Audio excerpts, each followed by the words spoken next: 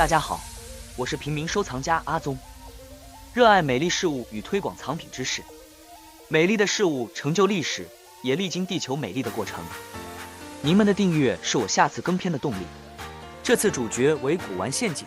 今天看了一篇奇摩文章，你能想象一位老翁花了50年，上百万台币收藏古玩，最后专家鉴定只剩下一件价值不到10元的真品吗？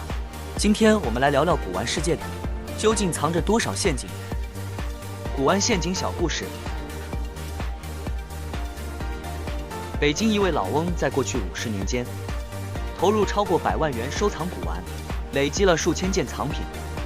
然而，在他过世后，女儿请专家鉴定这些收藏，结果发现几乎全部都是赝品，仅有一枚北宋元丰通宝钱币是真品，但其价值不到10元。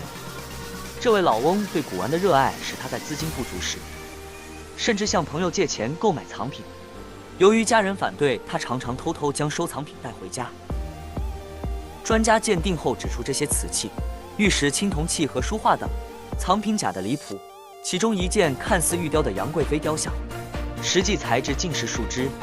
面对这样的结果，老翁的女儿感到心疼，认为父亲毕生的收藏努力竟然如此不值，并对收藏市场中充斥的假货表示无奈。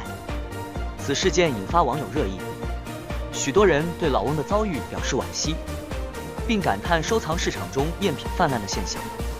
谁在淘宝中国是本好书。本节目并没有业配这本书，而是自己单纯很推荐的书，叫做《谁在淘宝中国》，里面就有提到一个很特别的现象：仿古一条街。你没听错，不是卖老东西的一条街，而是专门做出看起来像老东西的一条街。书里描写的很真实，有专门做老书法的，有帮玉器打包浆的，甚至还有模仿清朝泥塑工艺的流水线。说白了，这是一个完整的造假供应链。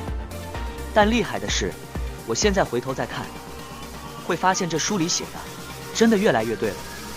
现在网络资讯越来越透明，我们可以上网比价、查询来源，甚至用 AI 辨识真伪。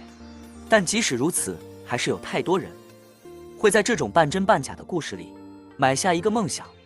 收藏的乐趣从来不只是买东西，而是去理解它背后的故事。只是如果那故事本身也是假的，我们还能收藏什么呢？常见的仿古手法： 1. 人工包浆，模拟古物经过常年把玩产生的表面光泽与油润感，常见用茶水、动物油、蜡等反复涂抹，使用高温烟熏或火烧快速催熟。有些仿品甚至会加人体油脂来加强仿真度。2. 酸洗腐蚀，模仿金属或玉器长期氧化、土埋后的斑驳痕迹，常见用盐酸或硝酸浸泡玉石或铜器，制造风化感。某些会再加土壤、染色剂补装，可以辨识自然风化痕迹或渐层分布。人为腐蚀则常常一块一块，或过于对称。3. 新胎旧釉，用现代胎体仿古釉色和开片，模仿宋瓷、明清官窑，仿制人工开片，用冰水或加热方式让釉面皲裂，仿老化颜色，用黄、灰、棕调调和釉色。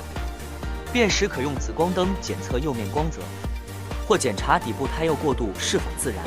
4. 仿写书画，模仿古代名人字画风格或签名，制造出名家真迹。模仿笔触，用纸老画，用茶水、日晒造就。伪造落款、印章。辨识真正古书画，通常会搭配缎带纸张与墨迹分析，肉眼很难辨识。自己有尝试用 AI 学习真品墨迹，但准确率无足够多数据证明。5. 土清与埋土法，让仿古品看起来出土多年，放入牛粪或泥巴中长期浸泡，或直接在假古物表面涂抹泥巴，放置几周后取出。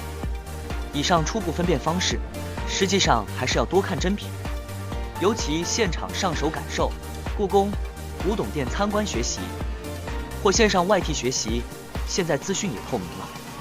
自己会学习的 YT 节目是大寻宝家、华山论剑、收藏老吴、收藏小哥张恩鹏。以上提到节目纯个人喜欢推荐，个人想法总结。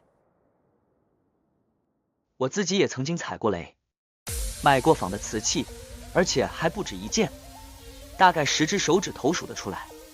当初真的是一头热，看到喜欢的样式，价格好像也合理，就下手了。那时候也没有什么鉴定概念，只是凭感觉去买。直到有一次，我把藏品拿给真正懂行的老师看，才发现这些东西其实根本都是仿的。我当下真的愣住了，心里不是觉得丢脸，而是那种多年来的自信瞬间被打碎的感觉，真的很难形容。后来我开始看各种收藏节目，也慢慢意识到，收藏这条路真的不能靠冲动，必须靠学习，靠经验累积，甚至要培养一点怀疑精神。现在的我已经不会碰那些我没把握的藏品了，与其收藏一堆假的梦，不如慢慢挑，慢慢看，找到真正值得收藏的那一件。也正因为这样，当我看到那位老先生花了50年，上百万，结果只剩一件不到10元的真品时，我真的非常有感触。这不只是他一个人的故事，而是很多热爱收藏却没有鉴别知识的人可能会面对的现实。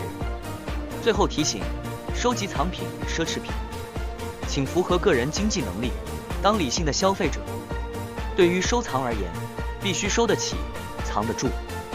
此为 OpenAI 生成相关知识并加入个人想法。